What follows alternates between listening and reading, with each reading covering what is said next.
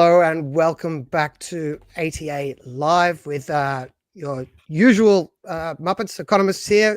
Myself, John Humphreys, my mate Gene Tunny, and we've brought in a ringer, Cam Murray, another very esteemed economist. I think last time when you were here, Gene, I introduced you as the second best economist in Queensland. I don't know what we're going to do now that Cam's in the room. So, you demoted me. I thought you said Australia, John. I'm disappointed now. Oh, was it Australia? Okay. Well, we're all from Queensland as well, so it all works. But anyway, this is the live stream from ATA being the Australian Taxpayers Alliance. I work at the ATA. Gene works at Adept Economics. He's my part-time co-host.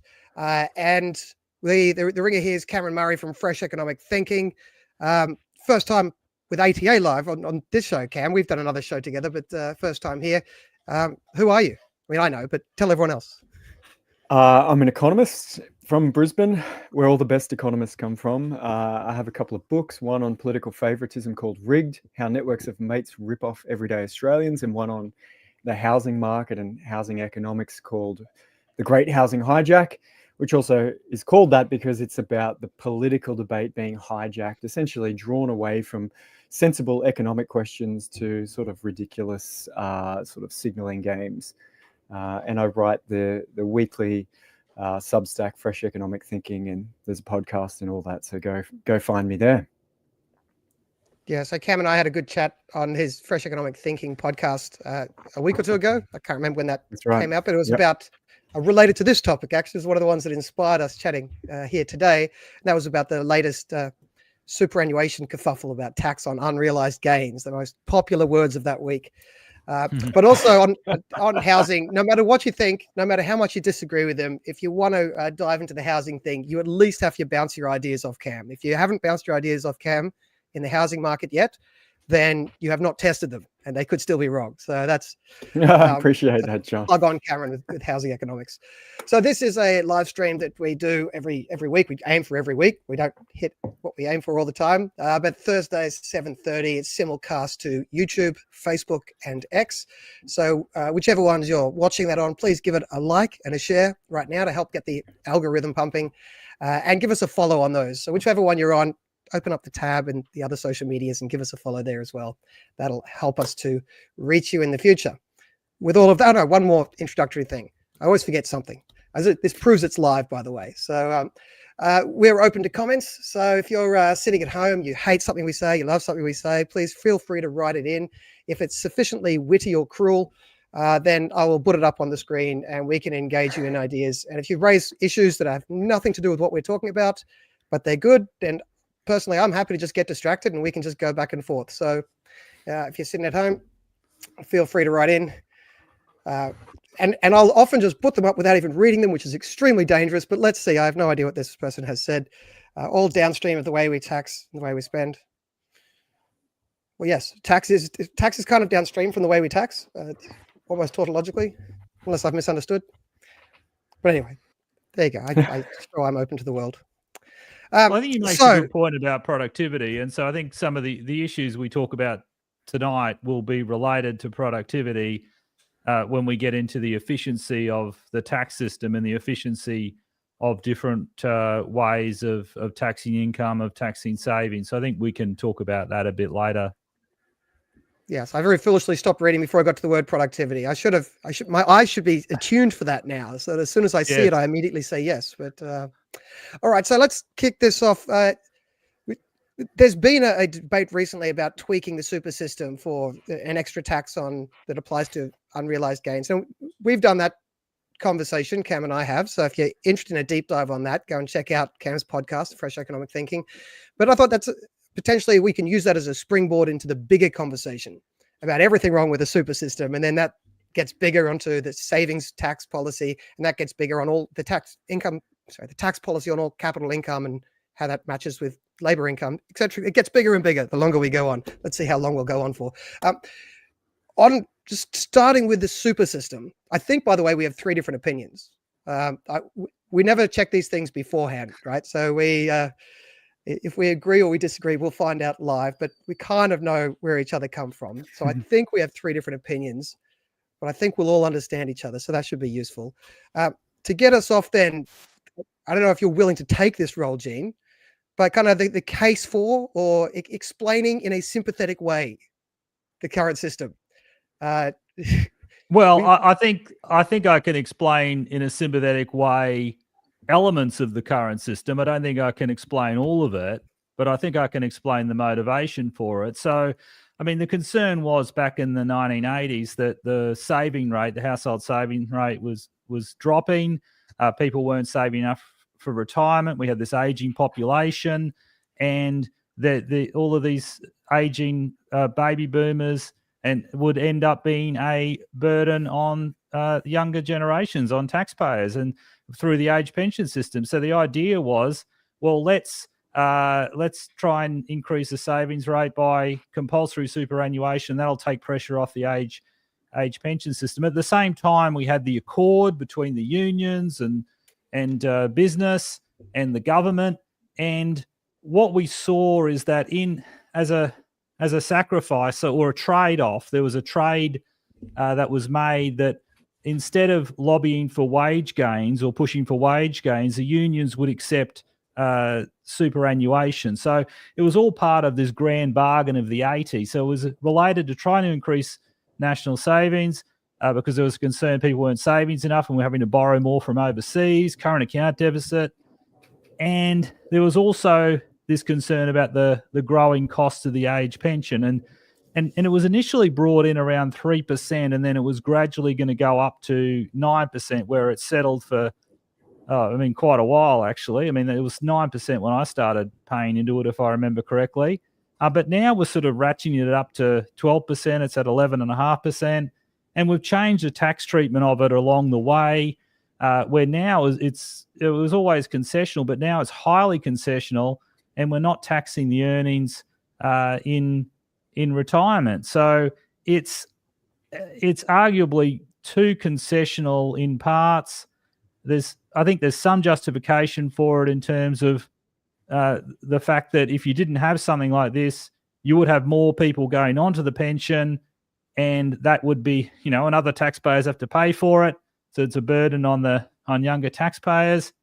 But at the same time, the way we've gone about it, just how concessional it is, there are concerns about equity. A lot of the benefits are going to higher income earners. So I think in principle, there's a lot of sense to it, but the way we've enacted it, I think you can argue about the parameters of it. You can have a really big debate about that. And the debate about whether you should be able to draw out of it for housing, that's another important debate. So is that enough to get us started, John? Yeah, I think that gives us the starting context. Now, you guys both know me. My instinct is now just to butt in and speak really quickly, but someone pointed out that I already speak enough on these. So despite me chomping at the bit to respond to half of that or all of that, Cam, do you want to have the first go at the skeptical side, or feel free to talk about anything you like? I'm just a leading question. The response to why someone might not be convinced by that idea for justifying the whole structure, notwithstanding the fact that Gene would tweak the system. But yeah, I think we all agree that there's some real concessional treatments, and especially in the retirement phase of the super system. I guess for me, the question is, should we subsidize non-spending of your income, right? Like, why is that an economically good thing to do? Now, I think we really need to be clear on the terms. There's not many places you'll actually have the chance to define what you mean by saving, what you mean by spending, right? Like, saving just means you've got money in the bank account, and instead of switching that money into a different bank account, you keep it in that same bank account for a period of time. That's all it means, right? Like, it's just a non-circulating piece of the financial architecture. And so the question is, do we want people to spend less than they earn? Do we want them to, when they get their money as it circulates around the economy, do we want them to take a portion of it and go, let's pause this piece of money and circulate the rest? I don't think we do. I don't think that is good for the economy, to take money that's circulating and put it on hold and stop people buying goods and services off other people who want to sell them stuff. And the idea that, we're going to be old, we've got to have this special magic of people not spending all they can, everything they've earned, is not changing the macroeconomic outcome. There is no material substance there to support old people. It's not like saving is spending on a can of beans and then when you're 70 going to the shed and getting that can of beans out. That's not what it is. It's not buying a can of beans, having the money in your bank, and then when you're 70 having to buy beans from someone 50 years in the future. And I did not expect you to go. We confuse. I did not expect you to go down this path. We think savings is good, right? Yeah, I do think savings is good because it turns into investment, which gives us capital. If it's a buffer for unexpected cash flow. But as a macroeconomy, we want to spend. People will invest if you spend. If everyone stops spending, we call that a recession. But where does the investment come from? Investment is literally savings. If you invest, you've saved. That's just an accounting equilibrium construct once we've added everything up, right? The money supply literally expands. Money is invested somewhere. If you buy a tractor, you have not consumed as the way we normally describe these terms. Yeah, you've invested, which we just call saved, right? That's the same thing as if I save and I lend the money to Gene and he buys the tractor, then there's savings and a tractor. Great. So now we've got a third term. So we've got the non-consumption. Then we've got, what can we do? We can not invest it as well, right? I can't see there's much difference between that concept. It's savings and investment. It's just the savings is the person. I'll give you savings is the way you describe the investment from the perspective who's foregoing consumption. No. Investment is the way you describe the exact same activity from the perspective of the person who's using the money. Yeah, no, but that's investment, right? The household savings ratio that Gene was mentioning is not investment in the aggregate economy. It is a residual of flows into household bank accounts and out of household bank accounts over a period of time. It is nothing to do with how many buildings did we build, how many tractors did we build. That is a different thing that we account for, and that's called investment, right? And that's good, and I agree. Well, they are related, right? Investment comes from multiple places, one of which is domestic savings. So it's not the same thing. I agree it's not the same thing because there's multiple sources of investment. They are accounted. One being domestic savings. It doesn't come from, again, savings is money that isn't transferred into another bank account in a period of time. I'd say it's money that's not consumed. That's how I would describe it. Money that's not consumed in this. Yeah, but if I buy a tractor, if I earn $100,000 and goes into my bank and I spend $90,000 that year, and I'm representative of all households, and we have a 10% saving rate that year. But out of that $90,000 I spend, I might spend $30,000 on building a new house and buying a car and all that sort of stuff. Okay, that's investment, right? That's good. That's me spend like a car. So I can actually have I can have a low household savings rate because I'm investing more in capital equipment. Maybe I borrow in aggregate more than I earn in the period because I'm building new houses and I'm buying a new car. And the household savings ratio that is such a concern will go down. But the economic investment will go up, and that's good. So my point is, I agree investment going up is good. So normally buying a car is considered a consumption good because cars are normally, if it's a car for your business, it's not a consumption good. But if it's a car for your business, it'll actually end up being recorded a different way. A house is both a consumption and investment good. So look, there are issues that are difficult to account for because they've got dual use. But isn't that amazing? None of this is amazing. A car is consumption. We need less consumption. A car is an investment. If literally, I just put it in a different. I never said anything about and call. Look, you just said the fact that two different things are called a car while they do very different things shouldn't be a massive insight, right? A car can be used as a piece of productive capital, or it could be used for joyriding, and those are three different things, right? Sorry, but I think. Hang on a minute. No, this is great. Like, hang on a minute. I'm amazed by your amazement. I didn't think any of this was groundbreaking. Maybe I'll get a Nobel. It's wonderful, groundbreaking. Like, a same thing can be used for two different cars. Why is that? You're basically saying, hang on a minute. You're saying if everyone buys cars, that's bad because that's a lot of consumption and they should be saving. But if we all buy cars and say that's for Cameron Murray's Household Proprietary Limited, and my kids pay me to drive them to soccer, you're like, oh no, that's investment now. That's good. That's good for the economy. Like that's just being tricked by accounting, isn't it? Not like the car is the car. It gets people from A to B. Who pays for it is irrelevant in the overall economic output that comes from it. right? Whether I charge I don't my know if kids, you'd actually be. I don't know if you'd actually be or- wanting to do that, given that you then have to pay tax on the money you're transferring between you and your kids, and the course kids would you have to wouldn't. pay tax on the. Look, so realistic, what you've raised there is a really interesting point. I think totally unrelated to what we're talking about here, and that is the way the government currently treats the economic unit of the family, which I think is also hopelessly distorted. And maybe we could have a whole session on that, because it's a deep one. I think a very important. But let me bring it back. I think the idea that a single asset could be could be used sometimes for consumption and sometimes for investment. You're acting like it's amazing. I don't think this is a new insight to many people. I think it's important for the discussion, because your idea is that if we subsidize saving, we're going to get more investment, right? Because savings leads to investment in your model, right?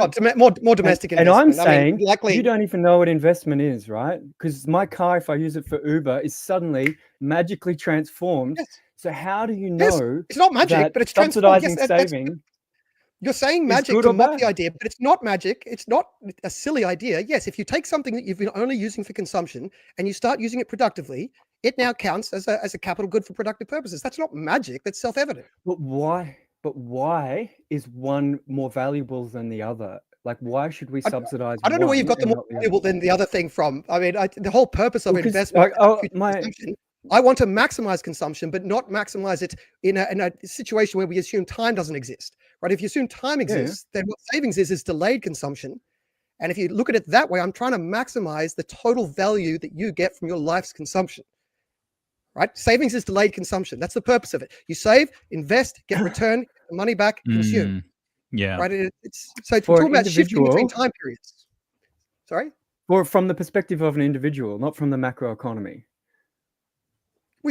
Yes, but you keep talking about how I'm trying to get down. Like, I'm just responding to you saying I'm trying to get down consumption. I'm not. I'm trying to maximize total lifetime value from consumption. And how do you do that? Savings is just a way for an individual amount to of shift. Investment, right? Because you want to maximize this growth path, and you're saying next year's output depends on investment in the previous period, right?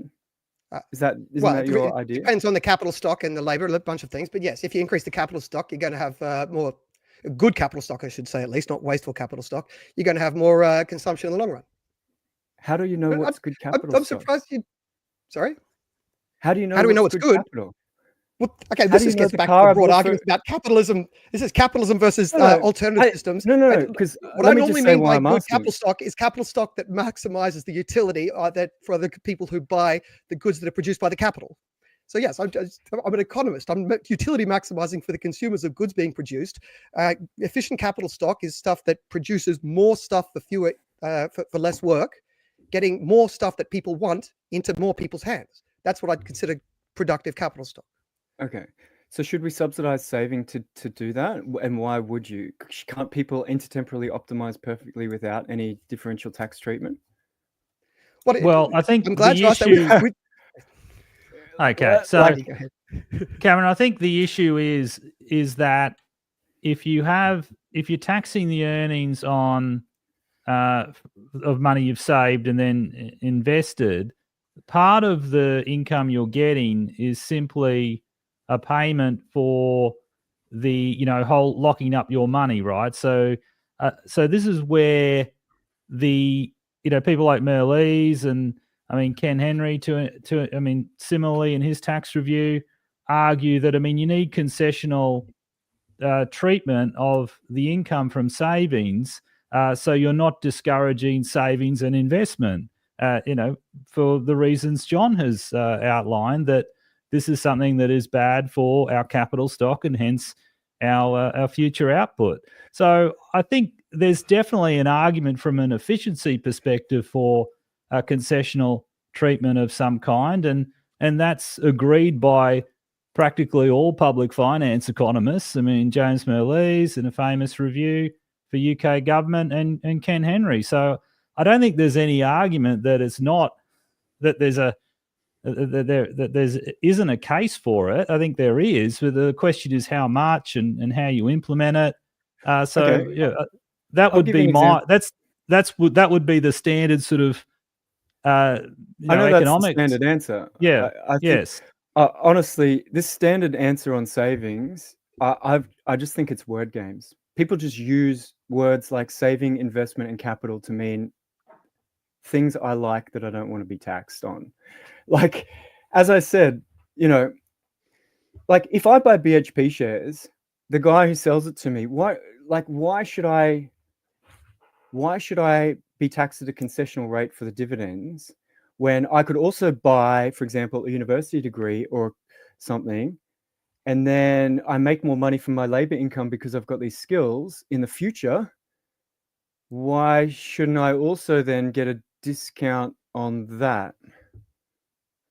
Right? Well, that's like actually a good thing to raise. I mean, if human capital is capital, you could consider, firstly, you kind of do get the discount in the massively subsidized HEC system that we've got in Australia. But I mean, what you're potentially raising there is an investment-based rationalization for part of that education subsidy, which would be an interesting conversation to have. But before we go, because I think Gene opened up on what's probably the bulk of the conversation, and that is the efficiency argument. But I mean, you raised the question earlier, which I thought was a bit more philosophical, Cam, which is like, why conceptually have any, if investment's so good, then people will just do it. Why have a differential treatment? Remember, I think that's a really... Sorry. Can I just define one more word before we get going? I think we've disagreed with every definition, so it's just caveat with whatever he says next. I don't think it's a definition. Well, that's why I'm raising it. Okay. So if I run a business and I build a building and I buy a machine and whatnot, and then I run it, like which part is the investment? Tell me which part of establishing my business is an investment. Is it buying the building, building the building? Because everything except your labor, because your labor is your labor, and so those costs. Do I pay tax on those costs? Well, you don't already, right? They're costs. They're input costs. I don't. I deduct them. So the more my investments get deducted as costs before I get taxed on profits, right? What I'm trying to articulate is profits are not investment. Investment is a cost that you can subtract before you get taxed on profits. And when we say come from somewhere first, and where it comes from is a saving, and where that saving came from is it got earned, and then it has to be a tax treatment of how the money came into being. Just borrowed it, right? It could just be monetary expansion. Yes, but then you did the investing, but someone else did the saving because someone lent you it. They don't actively lend it to me. We balance sheet expand. We create new credit in the economy, right? No one put the money in my account to spend. The bank just expanded the balance sheet of the banking system. Yes, but which is constrained by the amount of savings they've got on their balance sheet. So there is a link between the two. It's not you're right, and people like to point this out that the saver doesn't go and hand money to the borrower. That's true, but there is a link between the two. If all savings disappeared, you would have a decrease in the amount of money you could borrow from the bank. I mean, the two things are linked. What do you mean savings disappeared? Anyway, you mean balances of bank accounts? If people stopped saving money in the bank's balance sheet would change in such a way as they wouldn't be able to give as many loans as they currently do. Where would the money go? Are we confusing stocks and flows here? Look, I think we're off the court. No, it's really important. Where would the money go? They might consume money, but there's not more money. There's either money that's in my account or it's in your account because I've spent it on something that you've sold me, and now it's still in the bank. But instead of my name on the account, it's still there.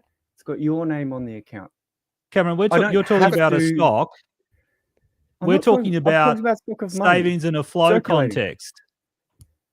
So we've got stocks and flows, right? So you're talking about money in bank accounts, which are a stock. Correct. We're talking about the flow, the savings flow over a year, right? And the investment, the spending on capital goods that enables in a year, right? So we've got to keep that stock flow distinction in mind. Okay, I think you're talking about stocks when you're talking about money in bank accounts. Correct, because the point is the point is we've got to subsidize people keeping money in their bank accounts so that someone else can build a building or something. Isn't that the logic here? Well, I mean, most savings just left in a bank account, right? Most people, when they save, will put it into a managed fund or might invest in various different ways. But so it's more than one type of saving. That? I'll put it in someone else's bank account, and they will sell me that asset, and now they have the cash, and there's the same amount of money in the banking system. Yeah. Okay. So I've just written it down here as well, because I said before that we should have a whole session on the treatment of the home economy, but I think that's true. We should do that one. Yeah, we should have what you've said now. I think we'd have a whole session on MMT and all things related. and do a deep dive in the relationship between the banks and the central banks and how the different asset types lead to different sort of capital liquidity. I think that's a fun conversation. And I think maybe the three of us would enjoy having it. I think we're getting a little bit off track here in terms of discussing the tax on savings. But if I get taxed on dividends, is that a tax on profit or investment? After the return after I've deducted my cost of investing? Okay. Well, firstly, we've got a profit tax, not a revenue tax. So, of course, you deduct your costs before you determine your profit. And dividends is just a different way of saying profit when you give it to a different person. So, dividends is a profit, and you. Correct. Thank you. I didn't know it was a test. I thought it was a question. When we talk about like reducing taxes on saving, aren't we talking about reducing taxes on profits? Yes, I mean, kind of. There's different places where you could do this, right? So one way to do it is say decrease the tax on capital income, and capital income comes in a bunch of shapes and sizes, but the three most obvious ones are profits, interest, and capital gains, right? And rents, you could put in rents as a different one. I kind of bundle in rents in with profits, and I guess you could say, rents that come from market power, which is probably the one where we would all have the most agreement that you should tax that part of the system. But let's put that aside for a second. So yeah, there's different ways that capital income shows up. And one interesting part of this conversation, which I don't know if we'll get to because we're having much more fun doing this, is that we've got differential treatment of the tax of different types of capital income, right? So interest, dividends, and reinvested profits and capital gains, all four of those are taxed in a different way, which is it's interesting because there are potential reasons for it, which I don't fully buy. But yeah, so I can't remember what your question was, but yes, there are different types of capital income, and one of them is profit. I guess what I'm trying to point out is you want to reduce taxes on saving to get more investment. Is that the idea? Well, one reason would be, you said before, why have is subtracted before we have the tax base, right? So if I actually invested more, I'd avoid tax, right? Because I'd make less profit. Well, like Amazon when it was. Well, I want it to be tax advantaged when you save the money, not just when you invest the money, right? So of course we reduce the costs in a business to work out the profit. Otherwise, we'd have a revenue tax, and no one's proposing that. So let's just take that as written. We all agree with not having a revenue tax, I hope.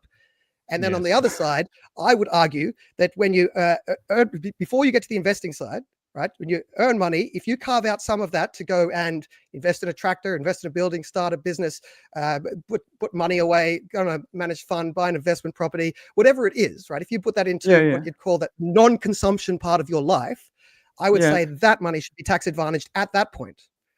Now, you'll probably disagree with that. That's what we're here to talk about. I'm just saying, you've said that money's tax advantaged, but when I spend it, it's deducted from my revenue before I pay tax on profit. But that's because we've got a profit tax. I mean, you keep repeating that we have a profit tax instead of a revenue tax. I agree. But why do I have to also... You don't have to, but let me go back, because you asked a question before that I really wanted to answer, and this allows me to segue back to it. I was hoping I would get the chance. You said, why have discriminatory treatment then? I mean, people can just invest. If it's so good, they'll do it anyway. Right now, to paraphrase you, you're saying, look, when you invest, you're going to be able to write that off as a tax deduction against your revenue to decrease the reported income, reported profits. So why do you need any other differential treatment?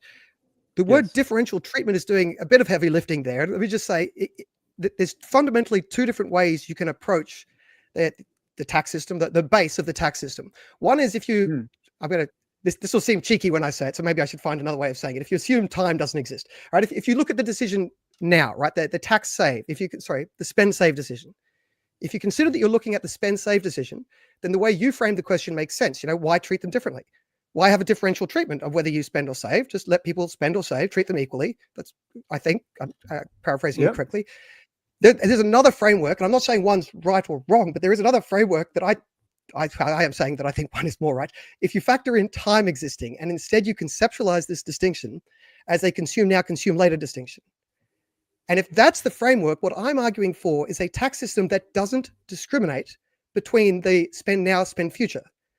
Right? And that system doesn't discriminate. You're saying, why do I discriminate? I'm saying, I don't discriminate. You do. You discriminate against savings, or I should say you discriminate against future consumption in your model. Now, there might be a good reason, because obviously you can't do both, right? You can't not discriminate in both of those frameworks. You have to pick one framework to not discriminate in. I'm open to the idea that there's reasons why we should take the first one. Right? Well, You're referring to no, I'm just income talking to the taxation. way you conceptualize the tax system. If you conceptualize it as a consume now versus consume in the future, I'm arguing for a tax system that doesn't discriminate. Sorry, consume now versus consume. Yeah, I did say that. Consume now Well, I versus mean, consume in the consumption future. taxes I'm arguing don't for a tax system discriminate. that, well, it does, because if you are a consumption GST, tax would taxes perfectly on do that. consumption. I pay 10% Yeah, today, or I pay 10% when I yeah, spend. So that's exactly. A fine. consumption tax doesn't discriminate Yeah. between present and future consumption. Yeah, sorry, I Yeah, didn't and realize an that's what you were income saying. tax doesn't discriminate between income Yes, it now or does. income in the future either. It's Why? the fundamental difference between income and consumption tax is that Why? consumption tax is basically an income tax with all savings being fully tax deductible. That's functionally the same thing. The Caldor tax, if you remember the Caldor tax idea, Say which was that just a way again. to get a progressive consumption tax. A Caldor But tax is just you're bringing in a lot of assumptions that we tax income based on its representative ability to buy things today, when we buy things, not just it's a flow today, we tax it because we tax flows today. It's a flow tomorrow, we tax it because we tax. Like, why would you I'm not understanding what create you're saying now. We have consumption taxes where the consumption is the base, right? Which I would say are taxes where non-discriminatory. income's the base. Why That would is you why do you try and make the discriminatory argument by saying an income tax is actually a special consumption tax? Because you don't have to consume with your income. We just said you could save, you can invest. Yeah, you could delay consumption. Yes, save and invest. Yeah. Look, I'm not really sure what you got. I'm not saying they're the same thing or they're different. I'm saying they're different, but the way they're different is that a consumption tax. Why would you Sorry, say I want to treat income as a consumption equivalent? Why would you do that? If you're trying to be non-discriminatory towards a person's current and future consumption, that's the non-discriminatory model. If you're trying to be non-discriminatory towards a person's current consume versus save decision, but we take time out of the equation. Non-discriminatory income. We want to be non-discriminatory on consumption. In the consumption tax, you can't do both. Right? You have to pick one. Yeah, well, you could have two different taxes, right? But then one tax is non-discriminatory in one way, the other tax is non-discriminatory in the other way. You can't be non-discriminatory in both ways at the same time, right? So this comes down to, and maybe you don't believe it, but for the people who believe that a consumption tax is more efficient than an income tax, scratch the surface on that, keep getting to the bottom. What do you eventually get down to is because a consumption tax implicitly is tax advantage for savings, if you look at it your way. Or I would say the other way around, but an income tax effectively double taxes savings.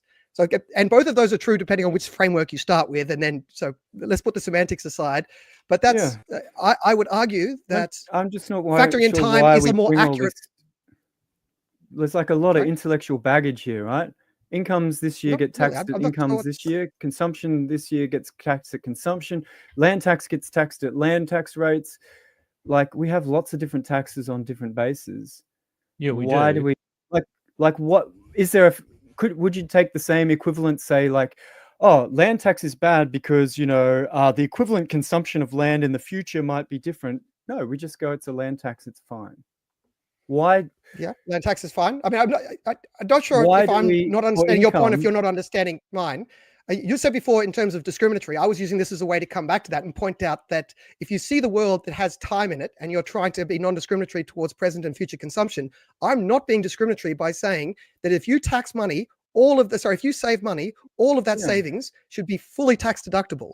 That's not discriminatory. That's being non-discriminatory. And if you tax capital income, you're being discriminatory if you start with the base assumption of let's be non-discriminatory between present and future consumption. Now, I'm overstating what I think the policy should be in that, because I think I do think there's a case for having some capital income tax, but I was just reversing. You framed a question in I'm going to assess the fairness temporally of an income tax, not based on incomes today and incomes tomorrow, but consumption today and consumption tomorrow. Well, I hadn't really got to the fairness part of the question yet. Efficiency. I was just talking about the conceptually. I was saying what I'm saying is non-discriminatory is my point, right? You raised discriminatory, and I was saying you're doing that by introducing a framework without telling everyone you have a framework. I'd say my framework, which is let's assume time exists, is more accurate. So maybe we should use the language of saying you want a discriminatory model of double taxing savings, and I don't want a discriminatory model of double taxing. No, there's a lot of baggage there, John. Heaps of stuff. Like, I was responding to your baggage. You snuck it in. I'm making it explicit. No. I'm not sneaking anything. I'm saying if you tax consumption at the same rate today and tomorrow, there is no temporal issue. You are Agreed. okay. That's a consumption tax. You can tax a thing called I don't know. Don't call it income, but call it something else. Call it magic cheese. You can tax magic cheese today and magic cheese tomorrow at the same rate. But if you go, hey, but I could not, right, convert. I think I know what you're saying. You're saying because it's an income tax, why am I judging it by consumption tax standards? And I'd say I'm not judging it by consumption tax standards. I'm judging all of these taxes by a standard, and the standard is the utility a human gets from the consumption over their lifetime. So if you assume time exists, then that is the standard.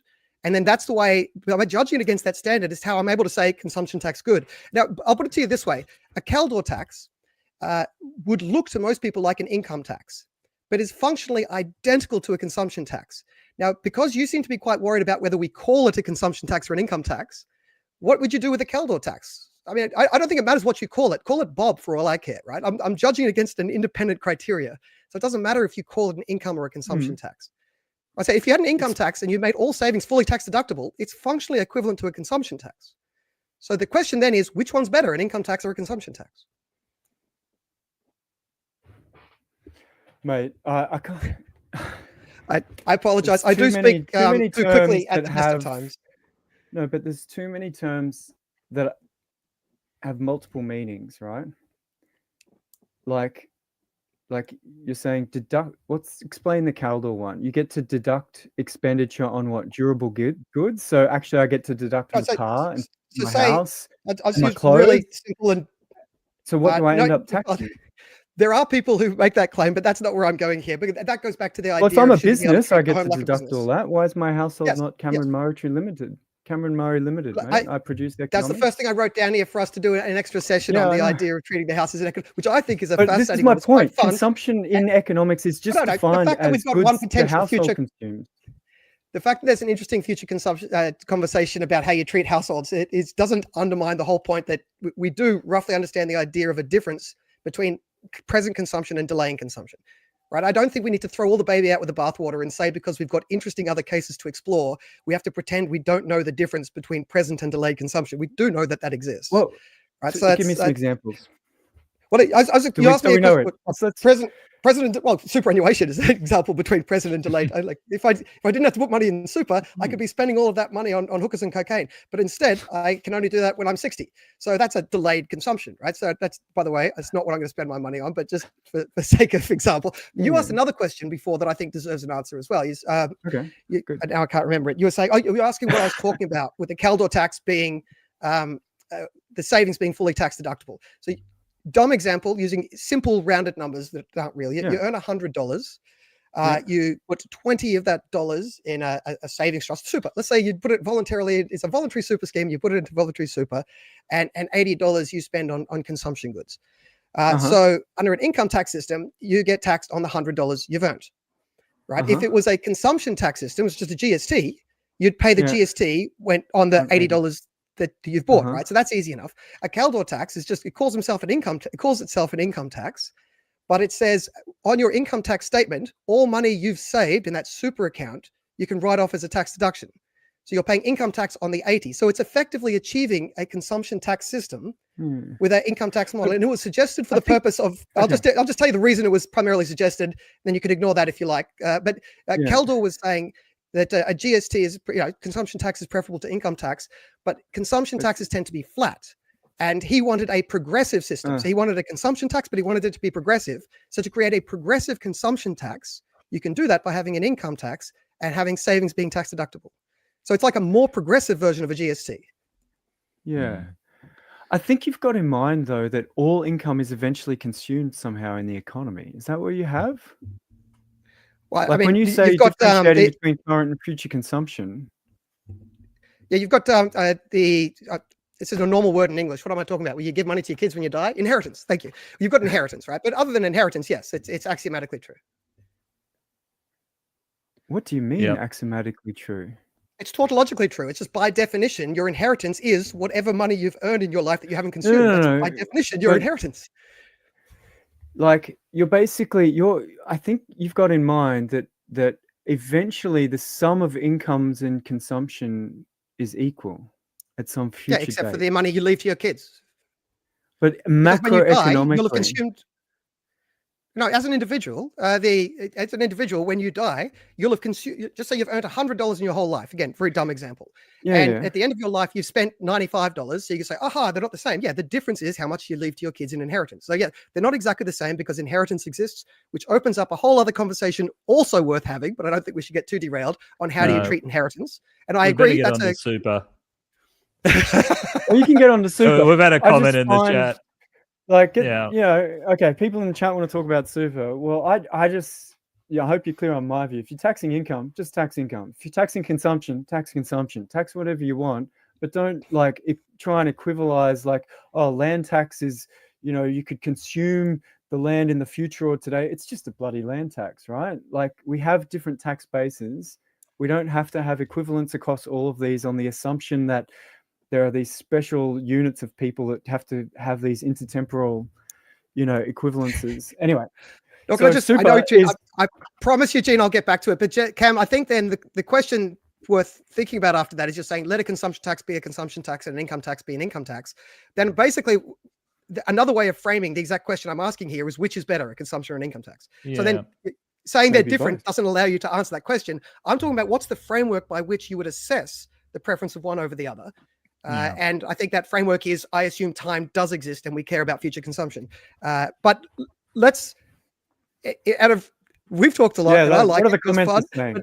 Let's get back on track. What have we missed on the super? Could I just dive into that issue of why do we tax land? Why are we taxing income consumption? So, I mean, we all know there's this famous saying from the French finance minister Colbert. I mean, the art of taxation is, what is it? Yielding the greatest quantity of feathers for the least amount of hissing. Okay. And so, I mean, we tax land because we all recognize that land is generally a fairly good tax base, right? Because the land can't move. So it's got a low efficiency cost. Mm-hmm. And the question now is, what's a better tax base, income or consumption? If we tax consumption, I mean, we tend to think that that's better from an efficiency perspective. It's less distortionary. It has less adverse economic impacts than taxing income for all the reasons one of the reasons John and I have been talking about, because of how it can affect it reduces the return on your savings, and it can affect your willingness to save and then invest. And that's cost the economy and capital stock. I think this is fairly widely recognized and regarded. So I think the issue of, we have multiple tax bases because we need to raise all this revenue to fund the government, all this spending we want to do. And, land's a pretty good tax base for that reason. It's not going to move. And then the question is, well, what about consumption or income? There's a choice there, and there's a debate about that. And that's what we're talking about now. So that's what I'd say there. Very broadly on this, I think there's two categories of tax conversation, which you broadly split up into taxing stocks and taxing flows. And if you're taxing stocks, it makes no sense to judge that according to a criteria you would use to judge taxing flows. And land is a version of a wealth tax, right? It's one type of wealth. And I think there's a lot. I think, Cam, you're quite sympathetic to land taxes. I'm just trying to pick another random tax base and say, why do we assess that? It's not just random, though. It's not like there's but 10 or 100 different, not even 10 different fundamental types of tax bases with which to have separate analyses. Right, there's basically a way to analyze flow taxes and a way to analyze stock taxes, in my opinion. And you can realize the interactability of consumption tax and income tax by the fact that the Kaldor tax is kind of both, which kind of blows up the idea that there's a big sharp distinction between the two. No, they're just two different ways of taxing flows. Which one's a better way of taxing flows is a big question. And then you've got other ways about, which is better, taxing flows or stocks. And the Georgians out there would all say, let's tax the stocks, tax the stocks instead. And then, is land the best stock to tax, or should you have a wealth tax, or et cetera, et cetera? Can I just take us to because Cam and I have been arguing here like cats and dogs, which I love. I think it's a lot of fun. But can I pivot the conversation to something that Cam's probably sick of talking about, but we'll have us on the same team picking on Gene. Really? Well, this is what we're going to start on, which is the superannuation system. So you and I disagree sharply on how tax advantaged savings should be. But I think we agree on the fact that, in my opinion, responding to what Gene said at the very opening of this session, that there's a rationalization for having the current super system. Because not the current parameters, but the broad idea. Compulsory savings scheme with some tax advantages.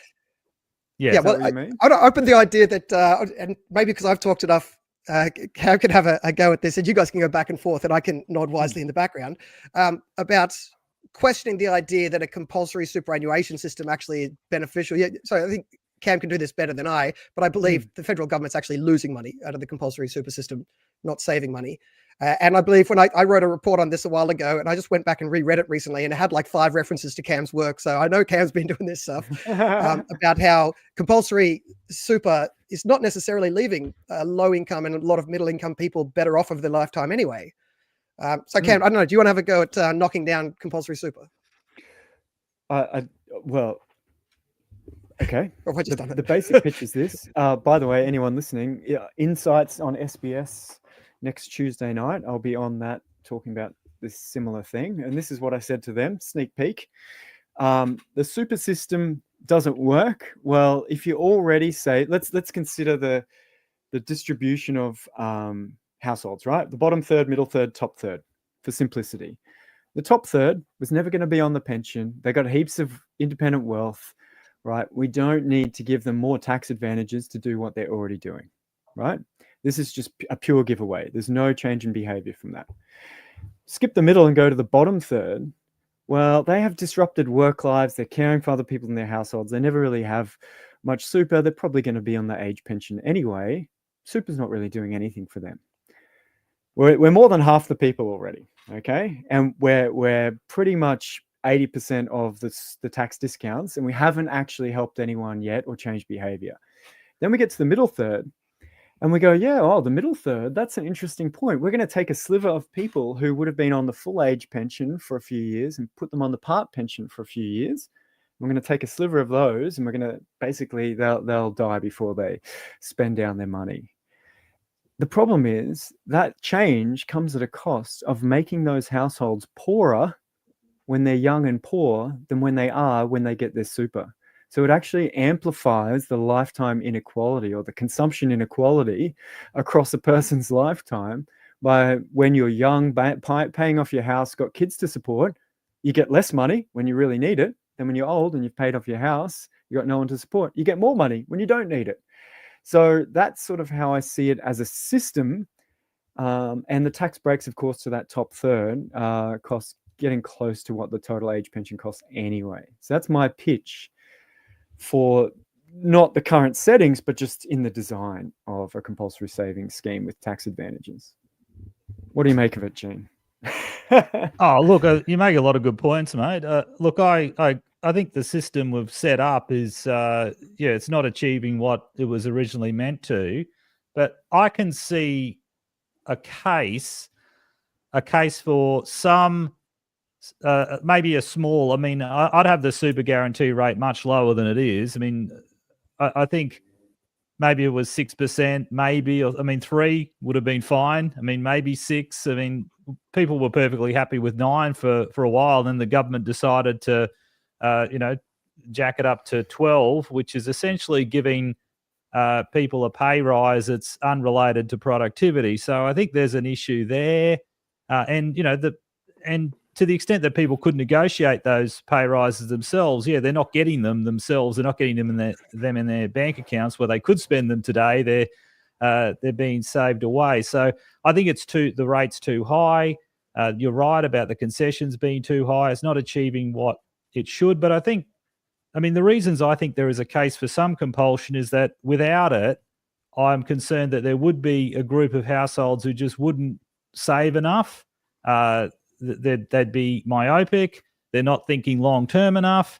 And I also think that there is a way if we could design the system right, we could really reduce those age pension costs in the future. We could rely more on people's self-reliance and reduce the cost to other taxpayers. So that's why I would favour a superannuation guarantee to an extent, probably not as high as it is, and I'd certainly be looking at the tax concessions that we've got at the moment. I think I'm probably largely on board with John Keogh's idea that we should just have concessional treatment for the earnings in retirement, but not completely tax-free as they are now, that's a bit excessive. So that would be my take on it. Can I just frame that as, because I think both of you said things that are true and somewhat in conflict, and I think this is the trade-off we're facing. Now, I end up, when I face that trade-off, coming down on Cam's side of it, but to be honest, there is a trade-off. And one is, I think, and Cam outlined it quite nicely, I think it's unambiguous that the super system is bad for Australians, people. Right, so it's on total, right? It is good for some high income people, and it's good for some high income people who otherwise would make bad decisions, and we can force them to not, make really stupid decisions and force them to have. Look, it helps some, but I would argue that if it helps some people, then allow the system to exist, but make it optional, and they can opt in if they want to. But I think it's unambiguous for the reasons Cam pretty much outlined, that it's bad for people. There is a case that compulsory super is good for the government's finances, and then you've got this trade-off. How much of a benefit to the government's finances is worth the cost we're imposing on basically making poor people just clearly worse off, making middle income people reallocate their funds in a way that for most of them is going to be suboptimal, and giving some nice tax cuts to rich people. Like, that's how much is it worth, that trade-off? I don't think it's worth the trade-off, because I think there are other ways of addressing what is a real concern, which is the runaway pension costs. But I think the most obvious way to do that is to keep steadily increasing, the pension age. Well, I don't know how politically achievable that is, but if you did that, you could also keep pension costs under control. And I also note that a lot of the concerns about rising pension costs come from the concerns about the aging population, which I very much share, by the way. I think Cam's skeptical, but I'm fascinated with this issue of the aging, graying, and the dying off of the world's population. But a big chunk, more of the cost of that aging population actually comes from healthcare expenditure. So unless we at some stage address the healthcare system, which has nothing to do with any of this, then making everyone worse off with a compulsory super system isn't even going to fix that problem. And meanwhile, we're making a lot of people worse off. So that's the trade-off as I see it: government finances versus the well-being of the people who are forced to save when they shouldn't. Well, I mean, but it's taxpayers too, John. I mean, it's if particularly if you're if you pay a lot of your income in tax, then you'd benefit from having government, control age pension costs. So I think it's not just government finances. Like, we have to think about what that means for taxpayers overall. So I think there are some, Anyway, I guess we framed it in a bias. Can I just sort of suggest that from an individual perspective, like, there's nothing you can do about aging except have old people work more, right? If they're not working, whether they've got super or the pension, someone else is paying them to consume through their productive activity, right? Like, someone else is nursing them, someone else is doing their knee surgery, regardless of how it's paid for, whether they won the lotto, whether they got the age pension, whether they had tax break super, whether they inherited money. We're paying, if they're not working, for the services they get collectively. So I don't think you can solve that with any kind of tricky funding reallocations, right? Like, in my household, if I was looking after an elderly parent and I said, that's going to be really tricky, I can either, my wife can pay me, or I can tax her, or she can save and I can spend what she saved. It's the same resource allocation, regardless of how those funds go from one account to another, right? Yeah. Okay. So, Cam, what you're talking about, I mean, I agree with you. I mean, you have to, the actual services and goods you have to provide to the aged population, they have to be provided in the current period, right? You have to out of production, out of GDP. However, I think the argument for superannuation is that with this additional savings, lowers the cost of capital, additional capital investment, additional capital stock, higher productivity, and that helps you, provide those goods and services in the future. So I would say that that's the argument. Yeah. Fair. I've heard that argument. So the idea is not this is like, where does the money come from? It's, is there a system to somehow boost the economy before people get old? Have we somehow been trying to get economic growth, but haven't done it? So let's try this new trick to supercharge it, because now we've got this excuse of old people. Well, firstly, shouldn't we get the most growth anyway? Like, don't we just want growth whether we've got an aging population or non-aging population? I don't know if that changes what we should do. But secondly, I'm not sure forcing savings grows the economy faster, because the problem of the 2010s was not insufficient savings. That's why the economy stagnated. It was a global savings glut. Basically, no one's spending their money. So guess what? Businesses don't want to expand because they don't have any customers. No one's spending their money. So the cruise ship line's not ordering a new cruise ship because there's no one on their old cruise ship, right? So, and what we do in recessions is, basically the theory of recessions is everyone stops spending money. They start saving. What happens to the economy? Well, it contracts. So I think I don't buy that either as a short-term or long-term argument. Basically, we want to be circulating money. We want people to spend. We want people employed. We want a bit of inflation. I mean, that's why we inflation target, right? Make sure we're spending money, right? So if we're not spending enough, right, we get people to borrow more and spend more. So I'm not sure about that. I then suggest yet another topic for the future. Does pump priming the economy work? Because I think that's all bullshit, but it's not the topic here. Could I frame Gene's point a slightly different way? Give it to you, Cam, and then I actually think you're right in the long run. You're wrong in the short run. But this is, I don't think this is about getting people to save for the purpose of boosting growth. We should always boost growth. That's a good point you made earlier. I think the issue here is in paying for people in retirement, both their health costs and their aged care costs. There's two models. One is you can reallocate from the young to the old. Right? We've got living people who are young now, living people who are old now. The young can pay for the old. Or you can have a situation where people arrange to intertemporally shift their own money, i.e. you save when you're young and use your own savings when you're older. So those are two different models.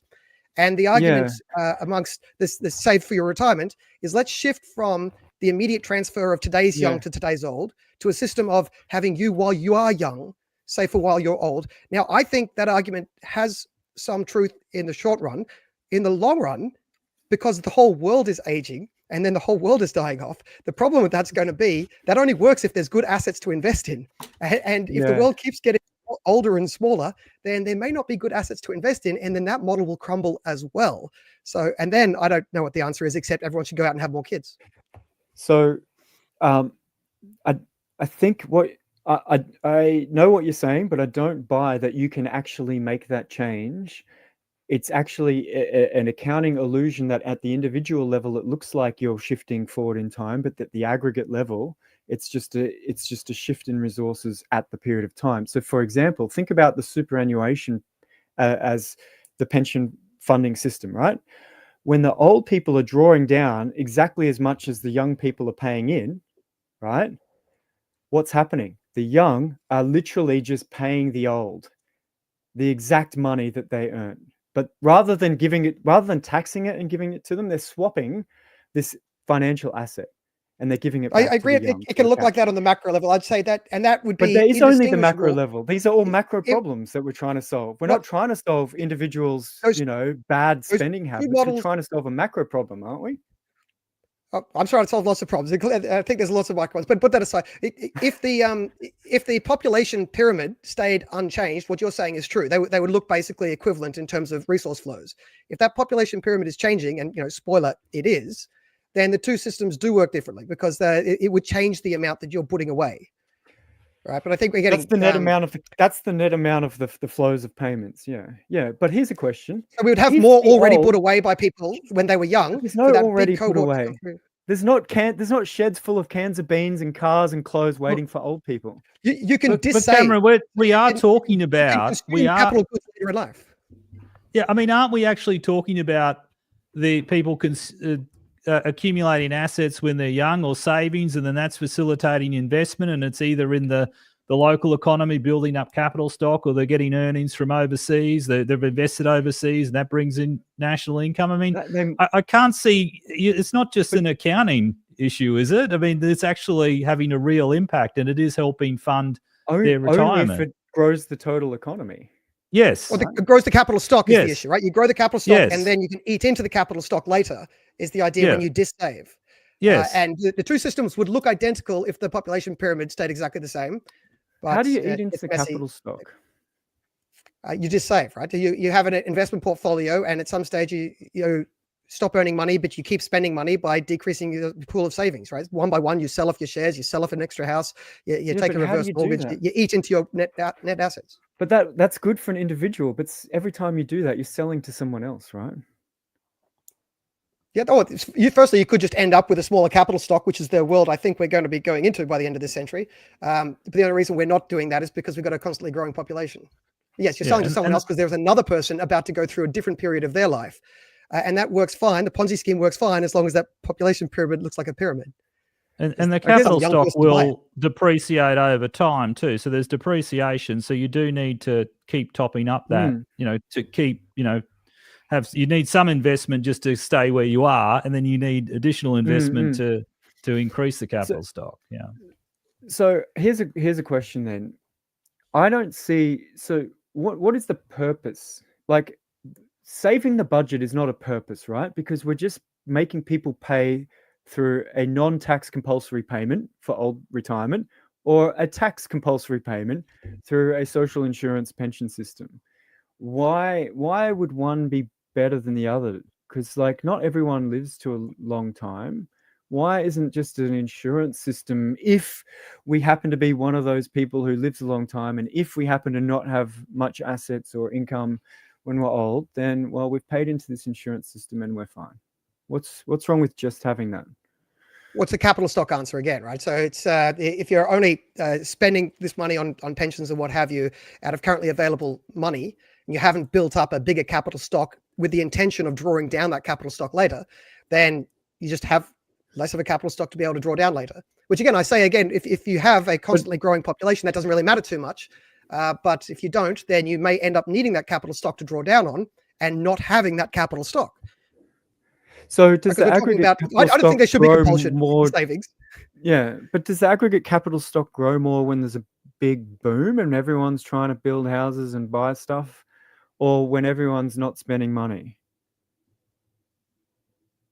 I feel like the capital stock grows faster during a boom when people are saving less, right? Yeah, I think you're looking at that. I mean, the stats you're citing will be true, but I think the wrong way around, right? When you're booming, you're both spending and saving more because you have more money. Right, so that's where's it coming fine. from? But I mean, eventually you've got to build up. Where's what coming from? You have more money from investments. I'd say from capital stock, right? It's I mean, the correlation. But we have less saving. Quantity and you just said we have less saving and more investment. What I didn't say there's less saving. Gene did, but saving in an open economy doesn't determine your investment. When did I say? I didn't say that. No, he didn't. At the beginning, you said savings went down, or you said it was going down in the 80s. Anyway, I'm not disagreeing with you. I'm just saying that wasn't me that said it. But no, savings and investment. Oh yeah, but then we were borrowing from overseas to fund that, and we still investment. Are. Right? So we've got a lot of investment in Australia, and we've got less savings, and we have a lot of foreign investment, which makes up the difference, right? And I think there's a good case to be made to dive into that, right? Is that do we just want to maximize investment, or do we want to maximize domestic investment? Are two very different questions. But yes, it's easy to invest with low savings. You just borrow from America or China, really. You borrow from China or Japan, which is what functionally a lot of countries have been doing that have a capital account deficit. We've come up to an hour, but I'm enjoying this conversation. And sorry, I'm going to have to head off in 5 or 10. Anyway, carry on. Buying without borrowing or saving would mean someone has to just create the money, and I think we should. If you guys are open for it, I'd love to have a chat about MMT, because I think it's it's an underdone thing. People either totally love it or totally hate it, and I think there's interesting nuance somewhere in the middle.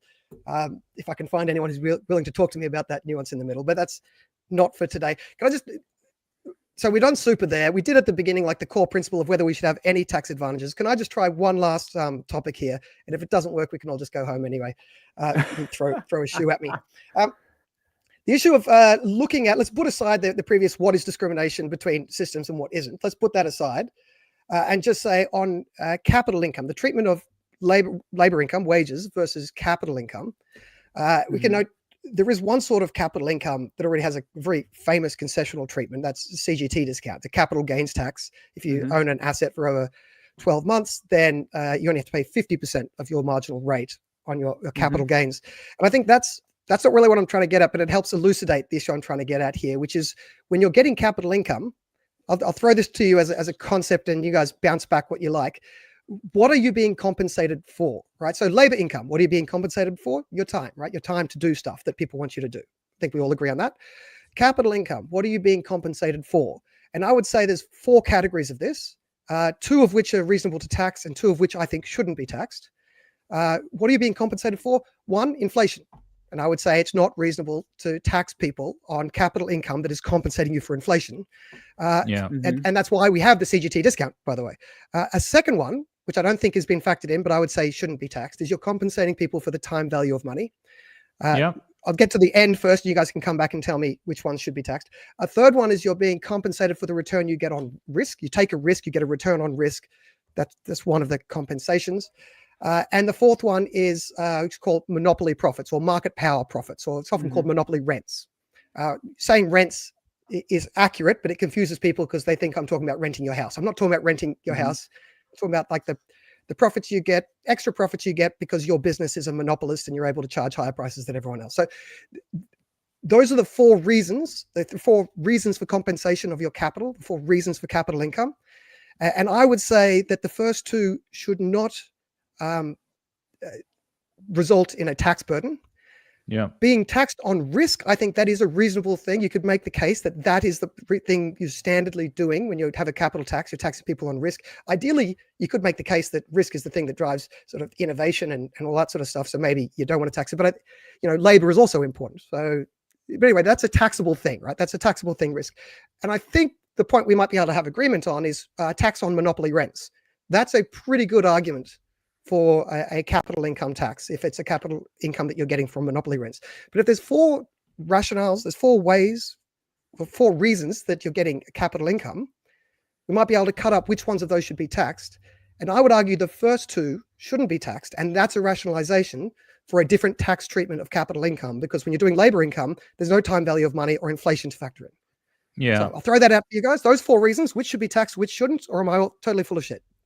No, well, I mean, I'll start. I mean, I agree with you, John. I think that's the standard sort of public finance answer for what we should tax, and this is why say Merlee's review has recommended that you don't tax that ordinary return on savings, that you exempt the normal return, so or risk-free rate of return. So and this is why we have all of these sort of exotic proposals for changing the taxation of business, things like allowance for corporate equity and all of that sort of thing. And I mean, Ken Henry had his resource rent tax where he was trying to exempt the sort of normal rate of return and only try to tax the super profit. So I think there's definitely a case for what you're saying. I largely agree with you. I think I totally agree with you, actually. Can I put it to you guys? We've got a CGT totally discount agree. for capital gains. Why don't we have the equivalent discount for savings that are rewarded with interest and dividends, as opposed to only if it's rewarded with capital gains, you get the discount? I mean, you could save in ways, you could invest in shares, or you could just save money in a term deposit. And even if they've put their money away for 3 years, so they suffer the same issue of time value of money and inflation because they squirreled their money away for 3 years, and they don't get that 50% discount. Am I crazy? Is there a reason for it? Or should we try to treat them all equally? Now, Cam will want to treat them all equally by having them all pay the full tax, but I mean, put aside whether it's the full tax or a discounted tax, should it be equal?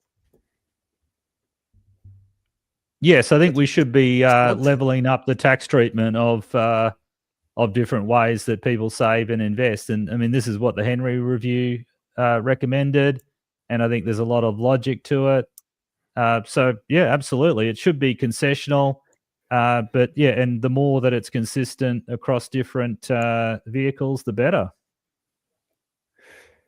So can I just add in a point where we're going to all agree? Possibly. I love it. Be nice to slip one of those in. I disagree. If you disagree, I'll be very interested. The steepness of the income tax, like, what do you call them? Rates. Marginal rates. Progressivity, which the progressivity of the marginal rate, right, gets up pretty high pretty soon relative to many countries. And the differential treatment with like capital income of the special form that is capital gains and not dividends, right? That's a differential treatment. I think a lot of the business of finance in Australia is is reallocating incomes away from that high marginal tax bracket. And if you flatten it off and level it off with other types of incomes, you'd eliminate a whole industry, a whole tax avoidance industry, because the difference between dividends and capital gains or my marginal income tax would be so low that a lot of the structures that people create to minimize tax just wouldn't be worth doing. So I would suggest that the top marginal tax rate is really not raising as much as you think. And I think, John, you mentioned this when we had a chat after our podcast last time. It's really a political symbol to show we're taxing a lot. But if you're actually generating income in that tax bracket, you've got a trust, you've reallocated funds in certain ways, right? So that bracket isn't actually raising a lot of money. It's giving the political appearance of that while generating a tax minimizing industry that soaks up a lot of resources and time. So I think that's a really good argument for flattening out and not differentially treating different types of income. Would you guys agree? I think furious agreement. Look, could I? Sorry, you could come in, Gene, and tell us how much you agree with us both in a second, inshallah. But can I just say, the political requirement, and I discussed this before, that the purpose of our top marginal tax rate in Australia is so that politicians can prove to voters that they hate rich people. And if you can prove to voters you hate rich people enough, you can be elected. That's it doesn't raise money. It is one of the most inefficient taxes. The deadweight loss is not just like 30, 40%. It's in the hundreds, multiple hundreds percent efficiency loss. And you can say you don't care because it's just efficiency loss for rich people. But I think it does make a difference long term, and it raises no money. But there is a political need, it seems, to have it. So just within the Overton window, I think the reform that could be achievable is keep the top marginal tax rate exorbitant and useless and hurting rich people for fun. But it should kick in at $500,000 or $1 million, right? It should kick in, way out so that most normal people aren't seeing it. And you can call it, I say, kick it in at $1 million and call it the millionaire tax. And all of the angry people who've, on the basis of hating rich people, damn that millionaires, and they have the millionaire tax to get grumpy about. And the people who are in that 200, 300, 400 bracket aren't being screwed, and they're the people we really need to incentivize to be not wasting their money or hiding their money or paying tax lawyers and the rest of it. There's heaps more of them as well, right? Yeah. Gene, what do you think, Gene? Are we on the right track? I'd like to see the data. I mean, I think generally you're on the right track. I'd like to see the data. I mean, where we're saying is not the top marginal tax rate's not raising that much money. Let's check out the data. I want to go back and have a look. Well, at that. I mean, personally, do you know? I'll show you the data. I've done this. Have you? Look, I just don't know that many people who have a good chunk of income in the top rate who don't have some kind of trust or other vehicle or other tax minimizing strategy or anecdotally, it's true, but the data also shows it's true. If we use there's a statistic called the elasticity of taxable income. There's plenty of data around the world for what it roughly is. If you take a low level of that, right? If you be very conservative, not in the political sense, but in the careful with the number you pick, there's nearly no way, unless you believe Australians just don't change their behavior. And as Cam said, we know they do. And we actually see this when Abbott brought in the extra 2% on the rich to try to get people to not notice the rest of his 2014 budget. You can actually go and look at the amount of tax you were getting from that top category. And it was going up. I think it was going up by about 10%, 12%, 15%, 10%. That was the average rate of increase. And then they introduced this higher tax rate and it started going up at 2%, 1%, 2%. I think these were billions, not percent, but you get the point, right? You can actually see the trend, and then it finished, you can see the trend again. So I don't think there's too much doubt that it's not a revenue raising tax. It's proving to people you hate rich people tax. But I think we're stuck in a world where we probably have to have it. Could I? Sorry, Gene, unless you want to say something on that, I want to throw one more capital income tax idea at you guys, and then let you off. Yeah, I'm going to have to get going in 5 minutes, but yeah, if we've got 5 minutes, yeah, that's good. We can do it in 5 minutes. Did you have something you want to say first, Cam, or should I dive in? Not within 5 minutes. Carry on. Well, you can tell me after Gene has to go if you like. Right. Just going before to the idea of those different reasons to have to not necessarily those 4 reasons that you're compensated for your capital, 4 rationales of capital income, and how 2 of them potentially we shouldn't be taxing, such as the return to compensate you for inflation. That's pretty daft. What you used to have with the capital tax system is they used to just try and factor in inflation and then tax you normally after that.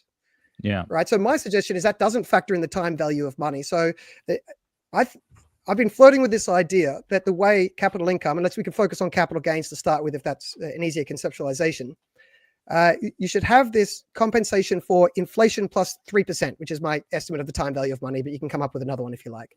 And so you just adjust the buying price of the assets by inflation plus 3% a year, and then charge the normal marginal tax rate on top of that. And that way, that marginal tax rate is taxing you for the benefit, the benefit you get for the risk you take and the benefit you get from having monopoly profit if you have any, but it's not taxing you for the time value of money and the inflation. And so you have a subsidized system, but I think it would be more transparent and people would understand it. They'd say, oh, that you're not just getting a 50% discount because we're helping rich people. It's a discount explicitly compensating you for these two things that are written down, and then apply that to dividends and interest. And that's a quality of treatment plus making it clear what the reason is and having the system actually work to match the reason. Because the 50% thing is just a very rough guess to try to match inflation. Obviously, it doesn't match inflation for a lot of situations. Yeah.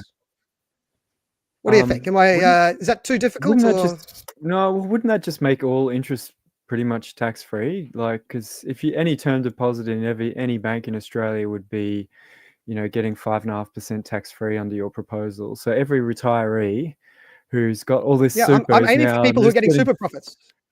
Yeah, I'm aiming for people who are getting super profits. That's the people I'm targeting. I want to get them. I don't want to get mum and pop getting 5%. I mean, I want to get the guy getting super profits. Why don't we get that with our higher wages? Like, if I get better skills, right, next year, and my wage goes up 5%, why don't I get a 5% wage increase tax-free because my skills went up? Right, like because it's compensating you for the time value of money and inflation. So your labor, you're getting paid for the week you're working. Or decades. I've invested. That's the capital, yes. But I'm talking about the proceeds of the capital. The proceeds of your labor come from the week or the fortnight or the month you're working in. So there's not much inflation that's happening in that fortnight you were paid for. There can be quite a lot of inflation that happened over 5 years of owning an asset.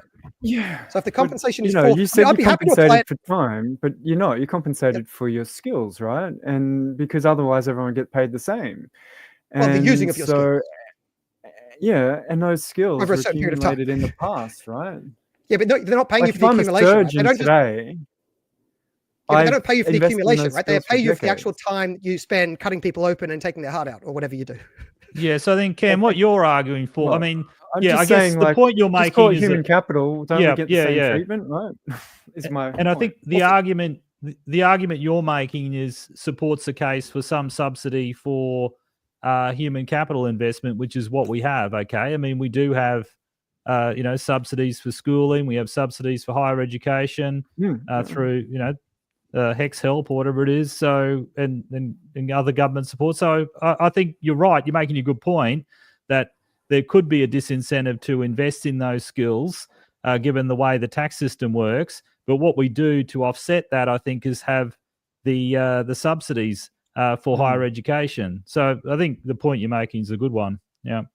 I guess, those profits that you're getting, right, on your capital, I mean, they're also paid for the products that were produced in this year, not 10 years ago as well, right? Like, those profits come from selling products today. To save, my compensation has to be for not being able to use my money for consumption now, right? So there has to be the incentive to delay consumption. That's the time value part of it.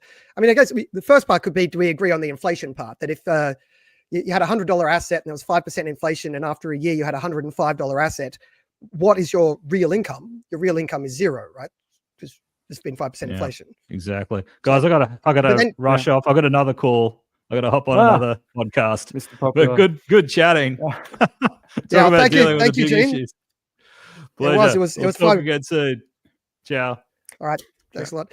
Ken, did you have a deeper issue you wanted to dive into now, or should we call it a night and we do it next time? No, I mean, I think I've raised all the deeper issues about what do we really mean by saving when we say people should be compensated for this or that. I mean, they're compensated by the return. Like, I mean, they won't do it if they don't get a return. So I don't know why. It's all about the marginals, right? A 1% return versus 100% return isn't, you can't say that's just a binary, there's a return or not a return. All those returns, things get repriced to even out returns based on risk, right? Like, fine. Yes, but if you add in... people still take risk. Wait, are you saying that people shouldn't be taxed on the profits they get for taking a risk, or... They should be taxed on that.